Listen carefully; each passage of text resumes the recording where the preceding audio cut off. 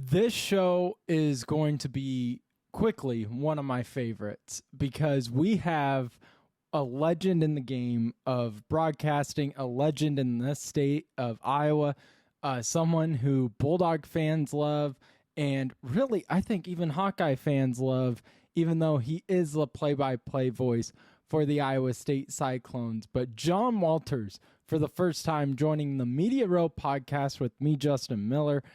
Proudly sponsored by Kelly's Little Nipper and Stevens Automotive and Sales. Kelly's Little Nipper at 1701 East Grant Avenue. Perfect place for great food, drink, and even better community. If you're in town for the Drake Relays, a perfect place to hang out before and after the meets. Also, with it being a Wednesday, make sure to get down there around 6 o'clock for trivia night, which I know Jeff at Kelly's Little Nipper really takes pride in their fun nights of trivia. I got to get down there one of these nights. But yes, Media Row Pod here today is very excited to have the one and only John Walters hopping on. And John is someone who I've looked up to my entire life, and I will fanboy in front of him. It's going to happen. Because he is one of those voices that really made me want to get into this. And I think his story is one that people will just understand why he is one of the best in the game right now and why he continues to just get even better too as the years go on. So I'll shut up because we have a lot to get to, and I cannot wait to bring onto the show one of my personal broadcast heroes, John Walters, the play-by-play voice for both the Iowa State men's basketball and football teams, and no better time than right now to chat with one of the best, John Walters, on the Media Row Pod with me, Justin Miller. So, John, during my intro to this show, I talked about how I'm not going to shy away from fanboying a little bit because I think my dad even mentioned this to you when I introduced you to, but you were one of the voices that even as a little kid, I was like, oh, that's what I want to do. I want to be like John Walters. I try to imitate you in the living room. So I just want to know, was there a person like that in your life? Who inspired you growing up to be the broadcaster you are now? Oh, yeah, there for sure there was. I grew up in Chicago and suburban Chicago. Everybody just says Chicago. I grew up in Glen Ellen, Illinois, about 20 miles west of the city. And I loved listening to Chicago Bulls games and Blackhawks games and Cubs games, the Bears games, all that stuff. But to me, the guy that influenced me the most was Jim Durham, the voice of the Chicago Bulls. Really good play-by-play broadcaster, just had a great command of the English language and so descriptive in the way that he called the games. And you have to remember too, Justin, that I'm old, and back then a lot of games were on TV, but not as many. And so when the Bulls were really having some pretty good years before Michael Jordan, but when they had Norm Van Leer, Jerry Sloan, Chet Walker, Bob Love, that group, they were pretty good. And so I loved listening to Bulls games. And he called it the Miracle on 34th Street. And it was it was the he was just so good. He and Johnny Big Red Kerr, they'd call the games together. And then I enjoyed Lloyd Pettit on the Blackhawks. I really enjoyed just on TV like Harry Carey doing White Sox games and then the Cubs, and just his enthusiasm for the game. So I would say mostly Jim Durham, but really all those Chicago announcers really had an influence on me deciding that this was a really cool thing to pursue. And then the other part that played beautifully into my hands was I was a horrible athlete. And so it's like, okay, well, if I want to be around the sport, even though I love it and I play every day with my friends after school, if I really want to do this for a living and be around sports, I'm going to have to find some other way to do it. And it's not going to be on the field, that's for sure. Um, so that played into it, and we had a high school radio station. And so I started doing games when I was a sophomore in high school and really fell in love with it, and I've been doing them ever since. And so that's kind of how I got started, was the the combination of listening to Chicago announcers and being a bad athlete was the greatest combination that happened to me. And then my other big blessing was meeting Pete Taylor when I came to Iowa, and so that's been the luckiest stroke that I've had in my life. But all those things add up to whatever kind of career I've had. But it's just been very fortunate, and the ball kind of bouncing my way. When I've been talking to these different broadcasters, announcers, writers, I think bad athlete might be the biggest commonality out of all of us. Is yeah, we love sports, we just weren't good enough to Yeah. play it. I could play for 8 hours a day, and I did. I mean, in the summer, our friends, we didn't even have to call each other and say, "Hey, let's go meet and play baseball or whatever." We just did it. We showed up at the same time every day. We played until they told us to come home for dinner, and then we'd eat dinner as fast as we could, and we'd go out and play for another couple hours, right? That's what we did every day, and just loved it. And basketball in the backyard with friends or whatever, just pick up basketball games. Just loved it. I couldn't get enough of it. It snows out. The first thing you're doing is you're going to meet your friends to play football in the snow, the best game there is. Oh And yeah. so I enjoyed playing. I just wasn't any good, and I knew that. I recognized that early on, and um, so I knew that, hey, I do want to be around this, and I just love sports. I was such a huge fan. I just love listening to the games, watching the games on TV, trying to stay up late, sneaking a transistor radio, which is a term you wouldn't understand, but putting a radio underneath my pillow at night so I could listen to the Blackhawks in the Stanley Cup playoffs, with Lloyd Pettit. And that stuff all is what created the monster that I am today, as far as just like loving sports and wanting to be around it on a daily basis. And I'm so blessed that it all worked out, because it takes a lot of luck. It really does. It's not all, oh, you're just so great. No, there's luck. There's a ton of luck involved in getting your opportunities, and I've been very fortunate. Do you feel like there's almost a lost art with the radio? Like I'm doing a podcast now. I love learning more about podcasts, and I worked at radio for 5 years. But do you feel like there is something lost with my generation of, we didn't have a radio underneath our pillow? I had Yeah, my phone watching ESPN Plus at night sure. is what I had. Yeah, I think, in its purest form, play by play is radio play by play. It's describing for a listener a picture, drawing them a picture in their head of what's happening on the floor. And I really enjoyed doing TV play by play, and I was very fortunate to get to do that with Gary Thompson and Paul Splittorff and John Sunvold and some great announcers, and really enjoyed that. It was a lot of fun, and it was a totally different art. But it was definitely more color person heavy, where you were just trying to set them up as the expert. That's how I viewed TV play by play, is you're going to set up John Sunvold and just put it on T for him and let him go. Gary Thompson, great, phenomenal television broadcaster, expertise out the yin yang. I learned so much about the game just by sitting next to Gary Thompson. So let him, get that expertise out there. And but radio is different. It's more like, okay, the listener is totally at the mercy of you. They are at your mercy of, where's the ball on the court? Who has it? What's the time on the clock? You are the scoreboard. You don't even, TV play by play. When I first started doing it, you didn't even have like the score bug up in the corner, right? The constant score. So you were given the score some, but now it's just like, you don't even have to give the score on TV play by play. It's always up there. It's always present. But on radio, you're the scoreboard. And so you have to give the score over and over and over and over again. And so there's all these basics that are involved with radio that I really like.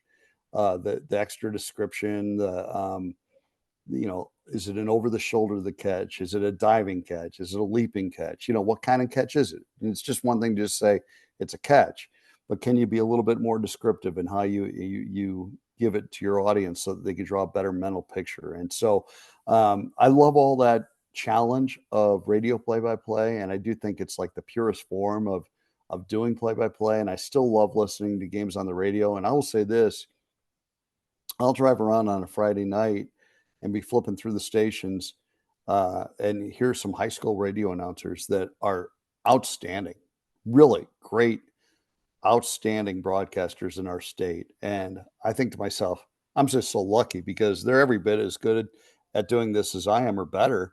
And they just, maybe didn't want to make a career out of it or just love doing their hometown high school games, but they're so good at it, and so I just love listening to those games when I get the opportunity. So yeah, you strike me as someone that's constantly trying to learn, constantly trying to better themselves. What do you set goals for yourself? We're in the slow period or semi-slow period for you right now. Yeah. Do you set goals for yourself going into, football season? Not necessarily goals, but I immerse myself in it. So what I do is to get ready for football season. The preseason magazines will start coming out here in about 2 weeks. I'll get those. Now they're not hugely beneficial, but they at least give you a starting point, right? Mhm. And then I will go back because I love YouTube TV because it just automatically records every college football game and every basketball game. But I'll go back and watch every one of Iowa State's games from last year again. And then, look ahead to the schedule and say, okay, they're opening with Kansas State. So I'll go back and watch Kansas State's bowl game and then, or, a game or two of Kansas State additionally, and then go to our next opponent, which I think is South Dakota. So I'll go try to find a South Dakota game, which might be a little harder. Might have to go to YouTube itself to find one, but I'll find a game. I'll start getting myself familiar with the personnel in June, July, August. I do that well before the season starts because I really want to get used to their personnel and know their personnel and start reading up articles on their teams and really starting to create a little spreadsheet of, hey, who is this team? What are they all about? Who's their coach? And so I didn't always used to do it that way, but I really feel like that really helps a lot to just get a head start because you're so in the middle of summer, you're like, man, I just wish there was a game to be calling or, you're just anxious for the season to get there. And that's one way that I can kind of get ahead a little bit. But I don't really set goals, but I really try to get ahead on football. And then I do the same thing in basketball. While the non-conference is going on, especially around Christmas time where you might have like a 10-day break between your games, I'll make a point of watching every Big 12 team, watching at least one or two of their basketball games, just sitting at home on the DVR at that night so that I can watch two Arizona State games, get familiar with their personnel, know who Jaden Quaintance is, be ready when we play them to know exactly who that guy is and not have it be some big preparation thing that night, even though you do that stuff still. It just helps to have the familiarity with the league and the players in it. And so all that stuff is done as much in advance as you can. And that's really helped me to do that through the years. So, doesn't really answer your question. I guess I don't set goals, but I just try to do the best I can to be ready for the season to arrive because I really look forward to the season arriving just like fans do. And I want to Yeah. be as prepared as possible when that moment comes. When does that itch start showing up for you? Yeah, early, early. Yeah, like I mean, I'll be guilty of going into like that BAM bookstore in Ames, for like 10 straight days, waiting for that preseason magazine to come out, Athlon's or Lindy's, or whatever the case may be. I'm just sitting there, come on, it's gotta be today. It's gotta be today. And I'll go in there and look and it's not there yet. And I'll come back the next day and do it again. And just want to get that head start, and get started thinking about the season. And obviously with the internet, you can do a lot more of that now than you used to be able to, but it's just, it's such I remember like studying other announcers and hearing about Mitch Holtis, how he would do like a folder on each team that Kansas City was going to play that coming season. And, he had all these notes and these little tidbits that he would take off stories that he read in newspapers or online about the opponent. And he would just keep this thing updated. And I thought that's a great way to do it, is just to get that head start and really get out ahead of it so that when the actual games roll around, you don't have a lot of time. I mean, you know, we play on Saturday, and on Sunday I'm going to church, and then I'm trying to rewatch our game and trying to rewatch the game of the opponent we're playing next, and find another game for the opponent we're playing next, and press conferences and call-in shows and all that stuff. I was like, you just don't have a lot of time. It just starts flying then, and so you just got to keep up with it. So the further ahead you are with all that preparation stuff, the better off you are. How much does that process change? Because I like the idea of, yeah, just going back and rewatching all the games. And with me now covering Drake football, go on ESPN Plus and rewatch those games. But Drake now has a new head coach, a lot of roster changes. How does that process change them for you if Iowa State was to, say, get a new system head coach? Do you still go back and rewatch those games, or Uh, how does that change? yeah, and it's not as much Iowa State because I know their personnel really well. I do like going back and rewatching Iowa State's whole season. I do, and you forget stuff, and it refreshes your memory and gets the batteries recharged and all that stuff. And obviously, I get as many spring practices as I can and scrimmages and things like that. And then I'll do the same thing in the fall.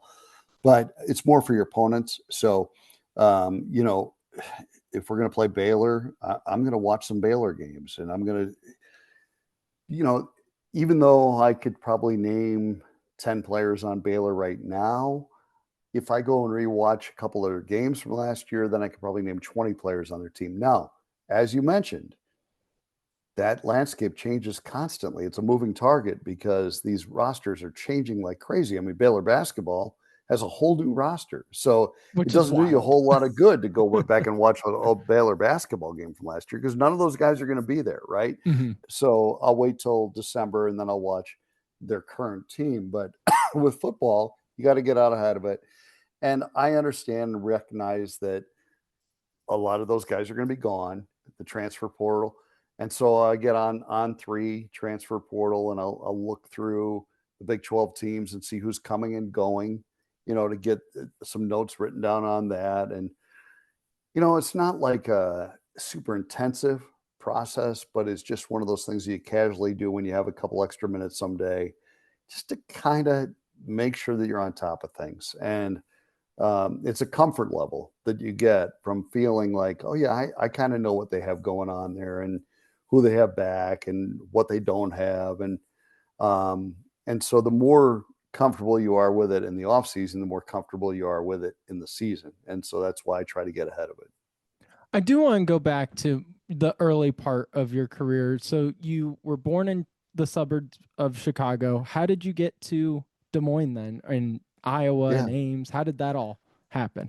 Well, I was born in actually in Bronxville, New York. Oh, okay. Yeah, my mom and dad lived in Bronxville, New York, which is a suburb of New York, if there is such a thing. Um, lived across the street from Ed McMahon.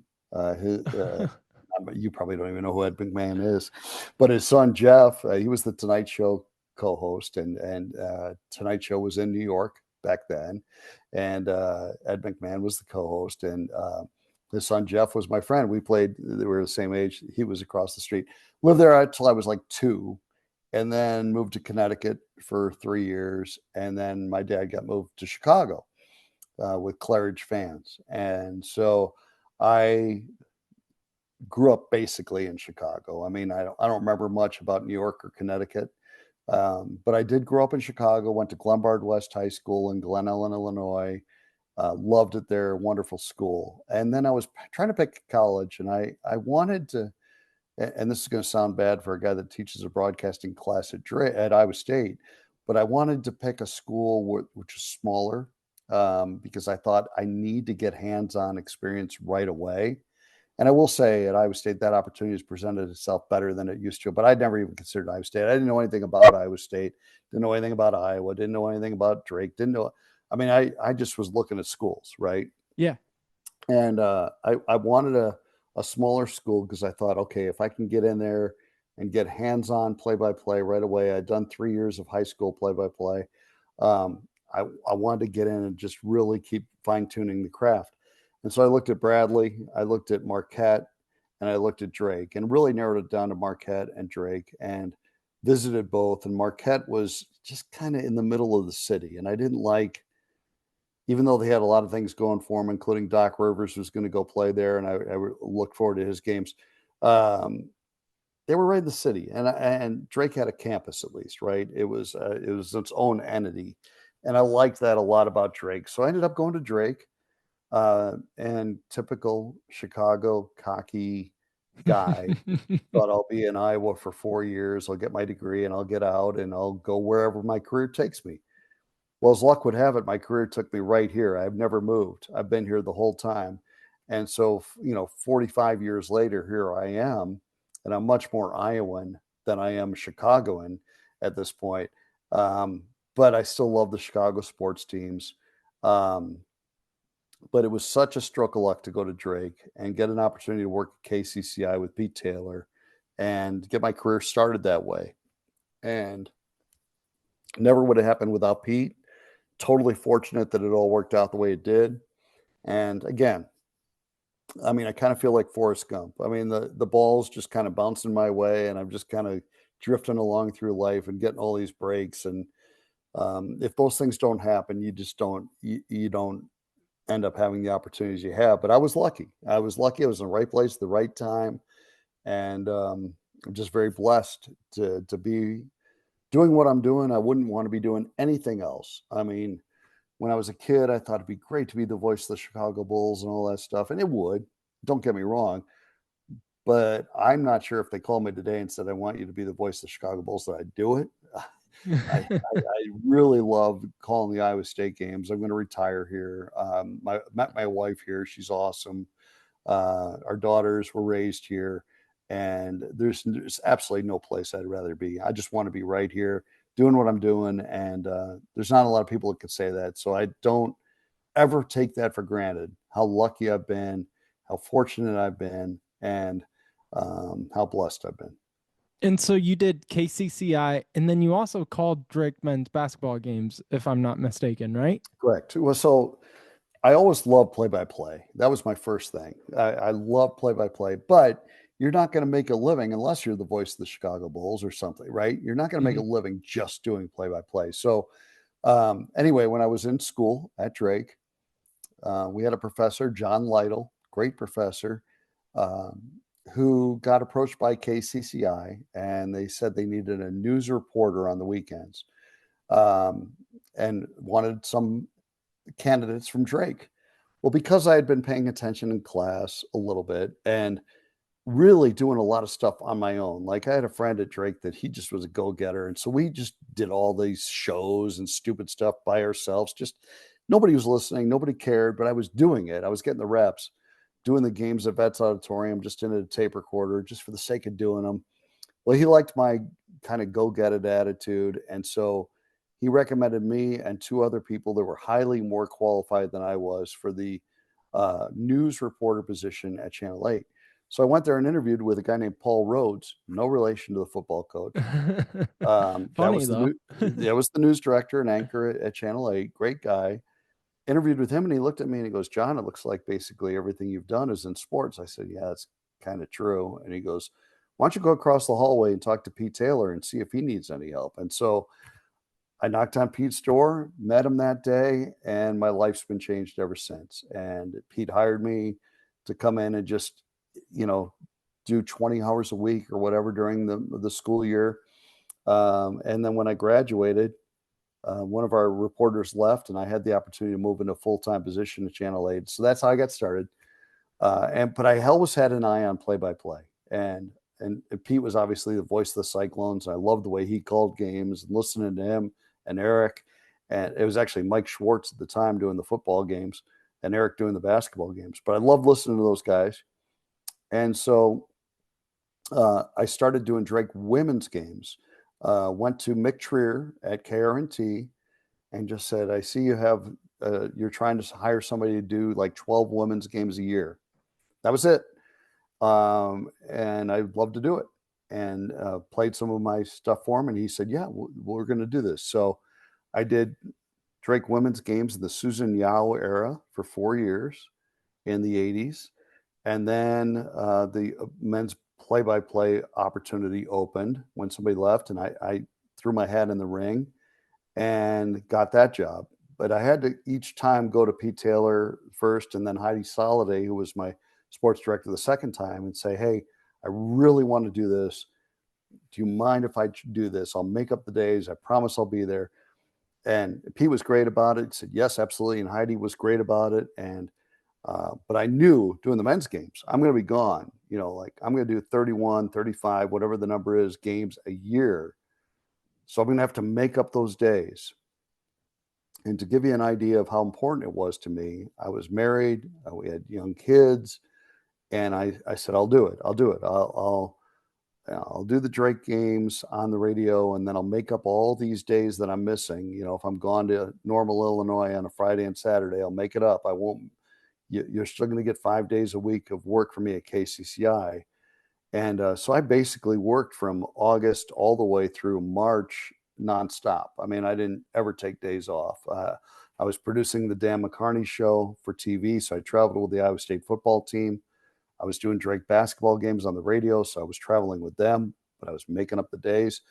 So I worked every single day, basically from August till March. And it was a huge sacrifice, but it got my foot in the door. And I did the whole Rudy Washington era, which was about, I think, 6 or 7 years of Drake men's basketball games. Got to work with a great announcer, and Orv Salmon, former coach, great player. He just played at Missouri under Norm Stewart.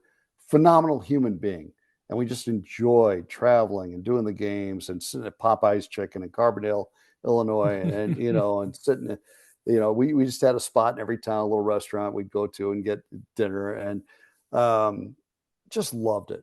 Just really, really loved it. Rudy was great to me, and that kind of opened the door to get my foot in the door as a play-by-play announcer to where I could then, in 1996, and I'm sorry I'm rambling, but I'm old.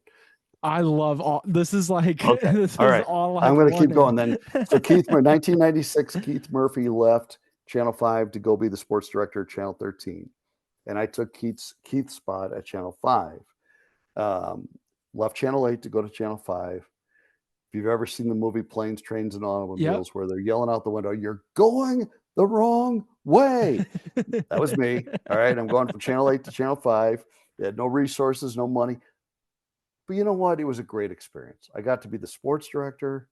I got to do TV games with Gary Thompson, which was an unbelievable experience. That led to getting to do ESPN games on the weekends for the Big 12 package with Paul Splittorff and John Sunvold and all these different announcers. Just an awesome experience. Reed Geddes. I did games with all these guys and just really enjoyed it. And that opened the door again, that when Pete Taylor passed away, which was the worst day of my life, losing Pete when he was way too young at age 57, I threw my hat in the ring again to replace Pete as the radio play-by-play voice, because even though I was doing games and doing a lot of games, you weren't doing them all. Mm-hmm. So Iowa State's playing Kansas on a Monday night in Lawrence in Allen Fieldhouse. I'm not doing that game. That's the big time announcers, right? Yep. And so I'm not doing that one for TV. And so I wanted to be there, I wanted to be part of it. And so I wanted to do the radio, and was very blessed again. Dan McCarney went to bat for me. I ended up getting the Iowa State job. Worked with Eric Heft, which has just been the best experience of my life. And so I've just been, like I said, I've been lucky. I've been blessed every step of the way. But I will add, for young broadcasters out there, every step of the way, I did go initiate the conversation. I didn't just wait for my phone to ring, right? I went, and you have to be your own advocate. I tell our students, I teach a class at Iowa State, you are the product. You're not selling vacuums, right? So you have to go out and sell yourself and say, "Hey, I think I can do this. I really believe in myself that I can do this. Do you believe in me that I can," and try to get jobs that way. And so in each case, it was me going forward and saying, "Hey, I really want to be considered for this." And if I didn't do that, I wouldn't have had any of those jobs. So I encourage young people, take that into consideration, even though if it's not in your personality, to go be that advocate for yourself. And it certainly wasn't in mine. I can guarantee you. but I did it anyway, and I'm so glad I did. But anyway, that was a very long-winded, way longer-winded than you asked for. Answer your question, and I haven't even gotten to working for Iowa State yet. But I'll just leave that for another day. No, this is exactly what I wanted, John. You know, I've again, you've been someone that I've talked to as we've slowly gotten to know each other the past few years and wanted to learn from you. And it meant a lot to me when everything happened in November with iHeart. I remember getting a text from you and you said, call me. So we did. And you brought up a story that I want you to share again about just kind of what you were talking about of being persistent and, Yeah, you know, really staying the course even when things are going wrong. And you told me a story about, you know, kind of that struggle of you wanted to do play by play, but you also wanted to still do KCCI. And just yeah, would you be able to tell that story again for the sure. listeners? No, absolutely, and I think it's such an important lesson because you hear Matt Campbell talking all the time about adversity, and TJ and all the coaches talk about adversity and how do you handle it, and what do you do in the face of adversity. And there's a sign in the Iowa State football uh, team meeting room that said, "Adversity is the champion, the companion of the champion, and the enemy of the weak." And what a great sign, that you're Yeah, could going I to get have. that printed up Oh above my gosh, you're for gonna me? have those struggles. You're gonna have those struggles. And so, when I was at KCCI and Pete left to go to Iowa State in a full-time role, Pete Taylor left, and Heidi Soliday took over the sports director, which we all expected. That was great. Good for her. She deserved it. She'd been there long, and she was ready for that position. She was, I think, the first female sports director in America, Oh, very which was cool. a really cool deal, right? Yeah. And absolutely deserving of that opportunity. But um, I thought, okay, well, I was the next one hired, so I should be the one that gets to do the weekend sports. Well, it didn't work out that way. It kind of did. Um, Jeff Johnson, who's one of my very best friends, an awesome human being. Um, and I'm not talking about Jeff Johnson, the Alumni Association guy, even though he is another awesome human being, I might add, and one of my friends as well. But this was Jeff Johnson, who I worked with at Channel 8 at the time. He was really good too, and he worked hard, and he was prepared all the time and did a great job. And so they decided to split up weekends between the two of us in an effort to probably keep us both. And so Jeff did Saturday sportscast and I did Sundays. And I was crushed by that. I thought, hey, I've been here a year longer than he has, which to me seemed like a lifetime. I'm more deserving of getting to do the whole weekend. And well, as one door shuts, another opens, right? And so by the fact that he got Saturdays, eventually when I wanted to start doing play by play for Iowa State men's basketball, and not just do the women's games for a handful of games a year, but do all the men's games. That opened that door for me because I wasn't anchoring on Saturdays, so it was okay if I was going on Saturdays from time to time, doing it in Normal, Illinois, or Carbondale, or wherever the case may be. And so, in the moment, you're looking at it, you're crushed, and you're thinking, "This is a blow to my career," and then you think, "No, this was God's plan." This is just kind of the way it all worked out. And I was just very fortunate because getting to do those Drakes games with Orv is really what got me better at doing play by play, and to the point where I could get a job doing that. And um, so, you think in the moment, oh, this is the worst thing ever to happen to me.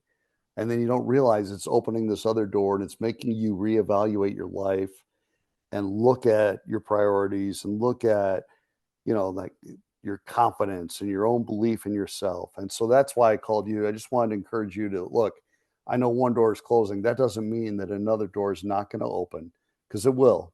And look what you're doing here. It's great. And you took advantage of the adversity and said, here, I'm going to grow myself and make myself better. And I'm going to go a different direction with this thing. And here you are. And so that's exactly what I'm talking about.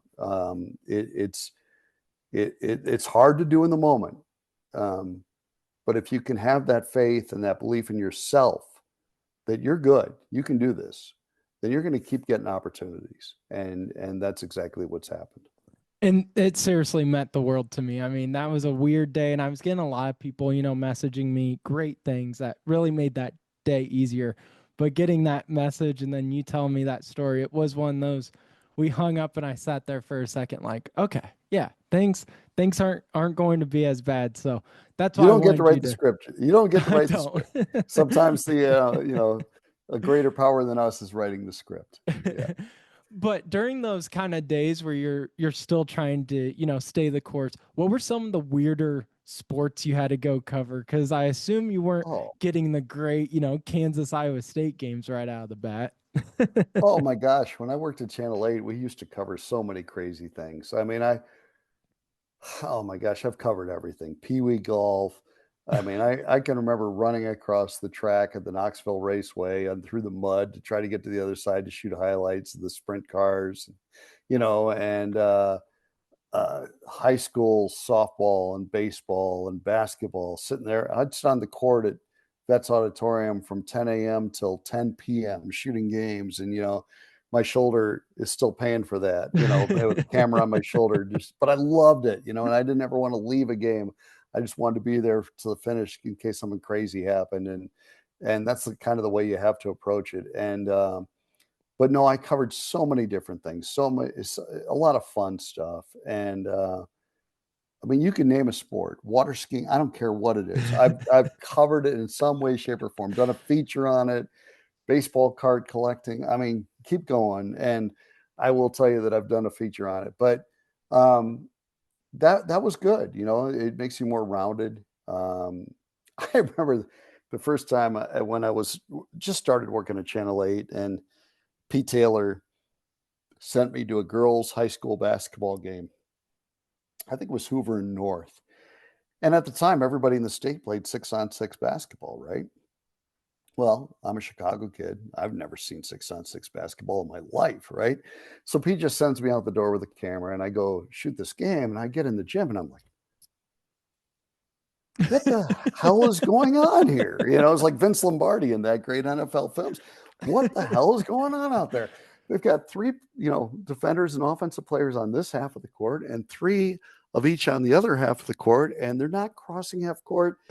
And this is, the older people in your audience will understand exactly what I'm saying. People your age won't, but it's like it was 6-on-6 girls basketball in Iowa for the longest time, and it was unique, and it was different, and it was totally different than any basketball I'd ever seen in my life. And I couldn't figure out where to stand and what to shoot and what to focus on. And but those are all great learning experiences. And I got back to the office. Pete was laughing because he knew what he had sent me into. I was And just about to ask, did yeah, Pete purposely go, I'm oh, not he telling knew. him? Yeah, he knew he's going to be like a fish out of water going to cover this game, and that's exactly what it was. I do want to talk about Pete for a second of just what was that process like of, having to that transition of taking over for someone that was your friend, someone that was your mentor. Was there pressure, and how did you overcome that pressure? That's a great question. Number one, I didn't feel necessarily pressure because I told myself from day one, nobody's ever going to be Pete. Don't try to be Pete. Even though I admired Pete, I loved Pete, and I loved and the way he called games inspired me tremendously. But don't try to be just like him because you're not going to be, and everybody's going to see right through it. So just be yourself. I mean, that's the number one thing. But I learned so much life from Pete. I mean, I learned broadcasting from him, and I wouldn't even be in the business. I'd probably be selling insurance or doing whatever if it wasn't for Pete. Um, but I learned life from him because I saw the way he treated people, how friendly he was, how everybody who walked away from a conversation with Pete Taylor felt like that just made their day, right? He had time for everybody, he loved everybody, and he would uh, really always had a great sense of humor. I never once walked away from a conversation with him without a smile on my face. It was like, that just brightened my day to spend time with him. And so that's what it was. I mean, it was his gift of people. And The broadcasting, absolutely a gift. He was one of the best I've ever heard. He was phenomenal. So descriptive, such a great vocabulary, such a great sense of the moment and calls and energy and enthusiasm. And it was just awesome to listen to him because that's what you did back then. Iowa State was on TV maybe once or twice a year, if that. Most years they weren't on TV. So even when I was working for Channel 8, and even at Channel 5, when I switched over there, I'm still listening to Pete Taylor call the game on Saturday because they're not on TV. And so that's my eyes to that game, and he was great at it. But the biggest thing I learned from Pete was just the way he ran the office at KCCI, the way he respected everybody, encouraged everybody, loved everybody, and everybody just admired him so much for the way that he handled people. And that was the greatest lesson I could ever learn. The unselfishness, just the spirit that he had. It was just so much fun being around him. Loved like going and playing golf with him or baseball. He loved baseball. He played baseball at Iowa. We'd go play 2-on-2 baseball where we had a hitter, a pitcher, and an outfielder, and that was it. And so 2 guys bat and 2 guys play the field, and the right field is out, and you only can hit it to left, and you have to get to second base. It's called double or nothing. So we go to the North High School or whatever, and we'd play on their baseball field, or we play at Hoover or whatever, and you had to get to second base or you're out. You get the force from the left fielder throwing it into the pitcher covering. And Pete loved that, and if for some reason we got rained out or somebody was mowing the yard that day at Birdland Park or wherever it was that we went, he'd be so ticked. He just wanted so badly to have fun. And so absolutely loved the guy. He was like a second father to me. Absolutely, 100%. And with the day he passed was just such an awful realization that he was gone. I mean, I had to do a game that night with Gary Thompson. Iowa State played Missouri that night. And I lost it. I spent the whole day crying. And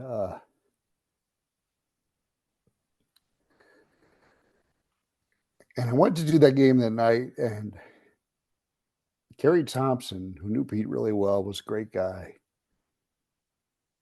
He said, "I know you're hurting, John. I'll pick you up. We'll be good. We'll lean on each other. I'll get you through this thing." And when we started the game, Gary was losing it, and I was the guy trying to pick him up, and the whole crowd was holding up signs saying, "We love you, Pete." And it's just a day I'll never forget. And we got through it and we won. But that was an awful day. An awful day. And just lost a wonderful human being way too early. And I still think about him every day. Sorry. No, But, I really appreciate you sharing this. I do. I think about him every day and the impact he had on my life, my family's life. So many great friends. You just don't make them any better. You bring up the color commentator being there with you to help pick you up. How vital is it to have color commentators that you've had? And just God, you've had some really special ones, it sounds like. I'm so lucky. I mean, I got to work with Orv Salmon on the Drake games. He was incredible, wonderful human being, sense of humor, fun. Then I got to work with Pete Taylor at Channel 8. I got to work with Gary Thompson on TV. I got to work with John Sunvold and Paul Splittorff and Fred White and all these guys that were great Big 12 announcers. And And then I got to work with Eric Heft, and it doesn't get any better than that. I mean, you talk about the biggest legends in Iowa State history from a broadcasting perspective. They are Pete Taylor, Gary Thompson, Eric Heft. Okay. And I've worked with all three of them. Now, how lucky am I?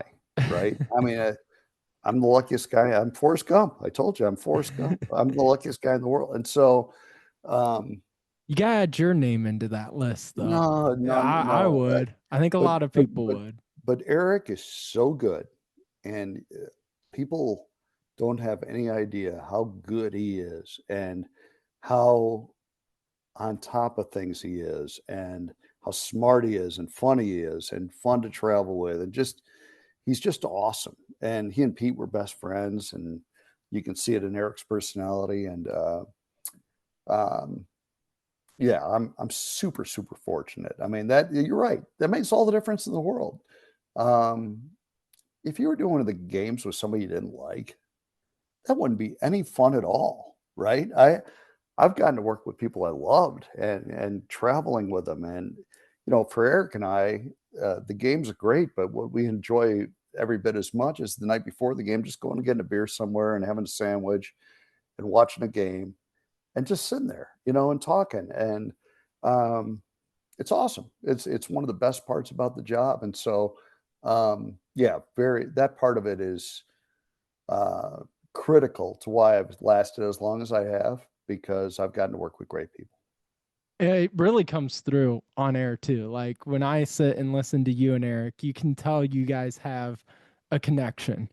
And I mean, now, like you said, the result of the game isn't the most important thing, Well, it but is it still it still matters. And yeah, that's what I was going to yeah, get to. It now yeah. seems like this is the best time as ever to be a Cyclone fan. I saw a stat that Iowa State has the highest average win percentage when it comes to football, men's basketball, and women's basketball combined in all of the Big 12. Yeah. And then you look at softball, they just got two big wins against number 17 Oklahoma State, too. So Yeah. there's not a better time to be a Cyclone, it seems. No, there really isn't, and you could throw track and golf and a lot of other sports into that mix, and Iowa State's had a ton of success. I give all the credit to Jamie Pollard. He's incredible. I mean, the fact that he's been our athletics director for 20 years, the the uphill battle he had to climb to get Iowa State to that prevalence was huge. And I loved about him from the word go his honesty with the fans, just saying, look, you're telling me this is where you want to be. You're also telling me I don't really want to pay for it. Here's where we are. I want to keep my seats, and I don't I don't want to have to up the ante at all. And he's saying, hey, somewhere in there, if you want to get there, we're going to have to meet halfway, right? So he was honest completely with the fans from the word go and just said, look, I'm not going to be your best friend at all times, but if you really want to win, we can get there, but it's going to take sacrifice on everybody's part, not just the coaches and players, but the fans. And so his honesty created this opportunity, because Jamie knew, and we all know, our coaches know, every one of our coaches will tell you this when they go recruiting, that their number one selling point is our fan base. Nobody has more loyal fans. Nobody has fans that will show up through thick and thin more than Iowa State fans. And so uh, they sell that. And so we all understood that, but Jamie was the master of getting that to say, hey, look, I get what you want, and we all want that, but here's what we have to do to get there. He's just totally honest with the fans, and his transparency through the years, I think, has really resonated with the Iowa State fans. Um, he's hired great coaches. He has not every coaching hire he's made has turned out to be a home run, right? There's hits and misses Yeah. always. Yeah. But he's hit a lot of home runs. He's up there. He's up there with Hank Aaron. Okay, he's hit a lot of home runs. And the current collection of coaches that we have right now, with Matt Campbell, TJ Otzelberger, Bill Fenley, Kevin Dresser, and keep going right down the line. It's incredible. I mean, it's incredible the level of coaching ability that we have right now at Iowa State. And so you're right. In that regard, it is the best of times, and we want to keep it going. And it's going to be hard. I'm not going to sugarcoat it. It's going to be really, really hard with the new era and the fact that we live in Iowa and this is not Texas with oil money. And we don't have some big money donor that's just going to say, hey, here's a blank check. Go get me a team. Yeah. Doesn't work that way here. Everybody has to chip in, right? Everybody. And thank God for a guy like Brent Bloom, who has, really communicated that well to Iowa State fans, that it's going to take all of us working together, rowing in the same direction for us to have success. It's hard. It's really hard right now. And it's going to be even harder going forward. We can do it because we have great people in place. But you're exactly right. It is a golden era. I mean, that stat you pointed out, I saw that tweet and I thought, that's unbelievable. Yeah. I mean, Iowa State, number one in a 16-team league in winning percentage for men's basketball, women's basketball, and football. And the margin between first and second was bigger than the margin for any of the others. Okay.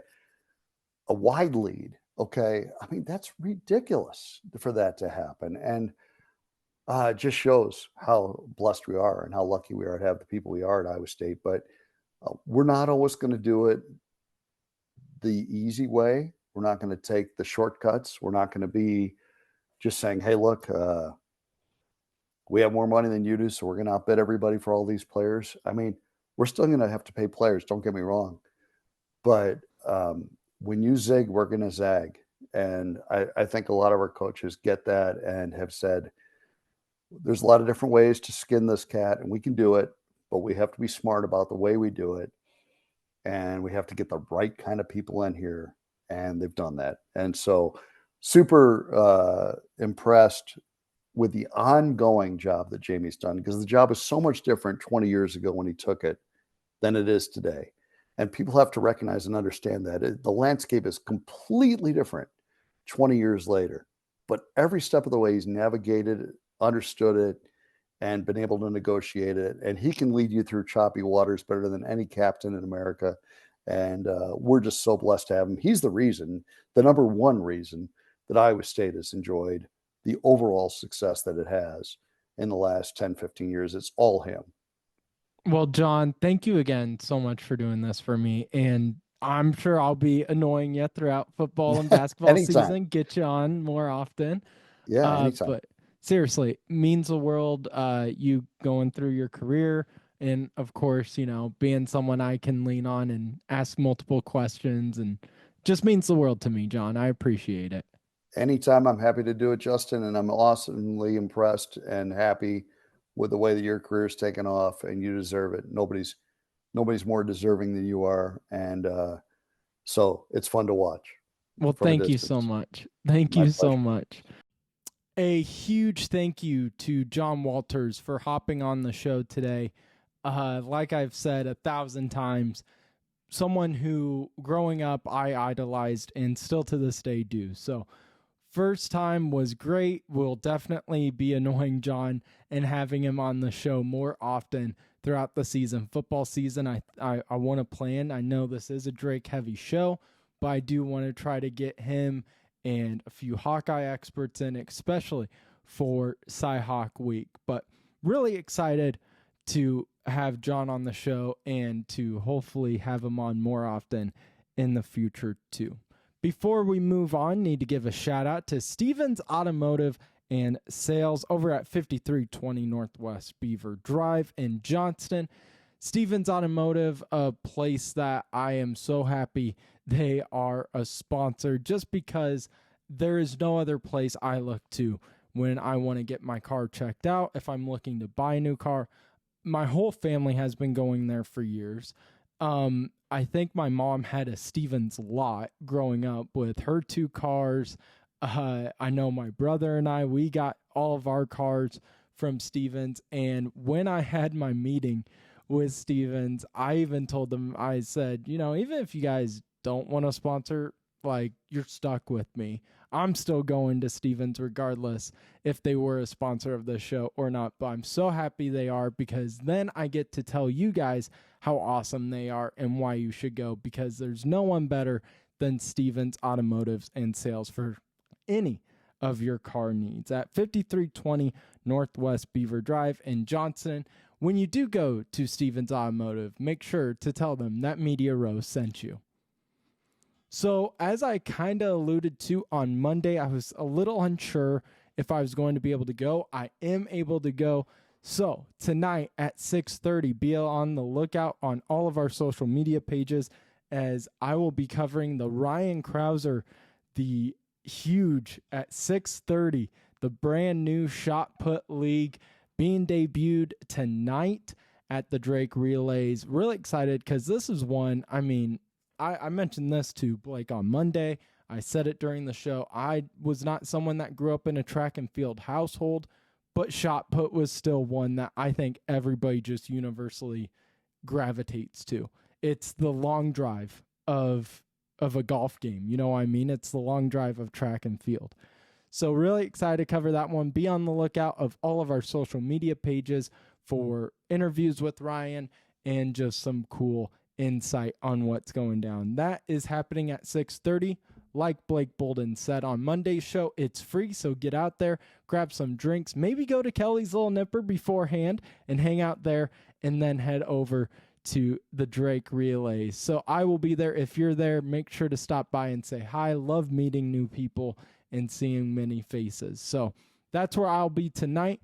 And then, of course, Friday, I'll be right here with more of the Media Row podcast with me, Justin Miller, sponsored by Kelly's Little Nipper and Stevens Automotive and Sales. Happy Wednesday. Can't wait to see you again on Friday as we get you ready for a weekend full of more sports that we will get to on Monday. So see you guys on Friday on a new edition of the Media Row podcast with me, Justin Miller.